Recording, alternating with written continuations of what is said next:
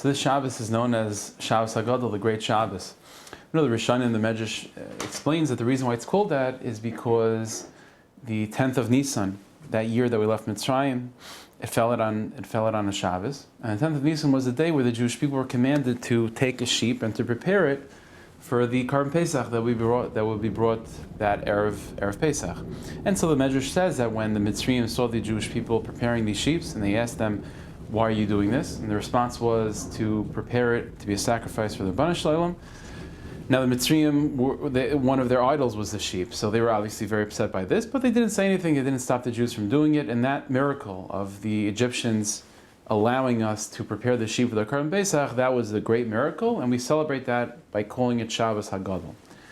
So the question is obvious. Of all the miracles that we commemorate around Pesach, the Makkos and Kriyas Yamsuf and so on, of all of that, the great miracle, the one miracle that's called great, is the fact that the Egyptians allowed us to prepare the sheep for the Karban Pesach without saying anything. That's the Nes Gadol. It seems a little bit, in comparison to the other miracles, it seems quite small. So many Jews have a custom Seder night that when we say the Eser Makkos, the 10 plagues, there's a custom of pouring the wine.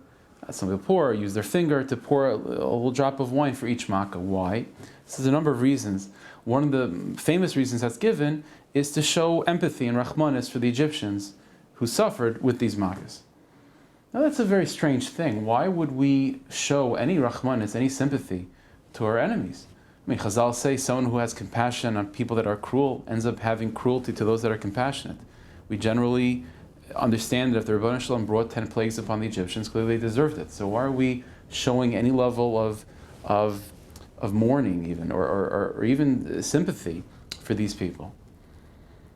The answer is what we're being taught by these minhagim, by Shabbos Hagadol, and by pouring the wine for the Eser Makkos, is that the ultimate goal is not just for the Jewish people to be redeemed. This is a mistake that very often people make, which is that when we think of Mashiach, we think of redemption, we think of the world becoming the place that it's supposed to become, we think of the Jewish people being in a state of peace and comfort and tranquility. The ultimate goal is not just for the Jewish people. The ultimate goal is for all of humanity to realize the truth of the Rebbeinu Shalom, and for the Jewish people to take their role in terms of being the heart of all humanity, in terms of being the people that are charged with educating, of bringing God's light to the world. But the ultimate goal is for all of humanity to realize the truth. And although the Jewish people were sort of born on Pesach, the fact that the Egyptians had to be beaten into submission to allow us to become our people is tragic. Because what that means is that we're not yet holding by Mashiach.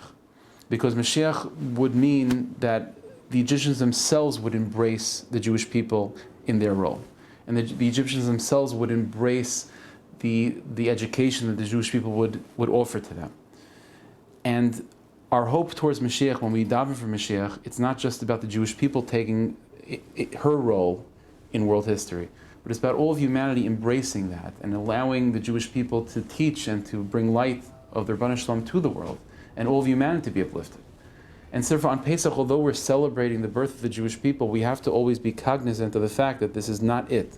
The ultimate goal is not for the Jewish people to be raised up and the Egyptians to be beaten.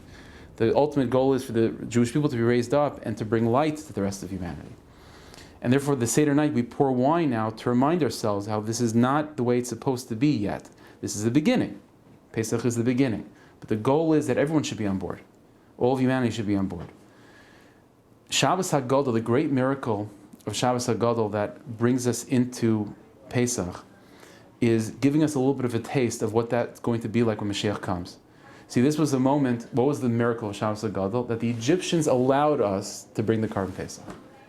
It was the one time they didn't have to be beaten into submission. They didn't have to have a plague forcing them to allow us. On their own, they allowed us. Although they were upset about it, and certainly there's many more ways to go.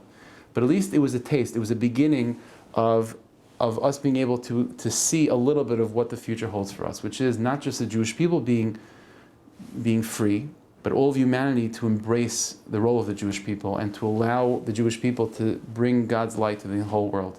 And that's the beginning of what we taste by Shabbos Hagadol. Hashem should help.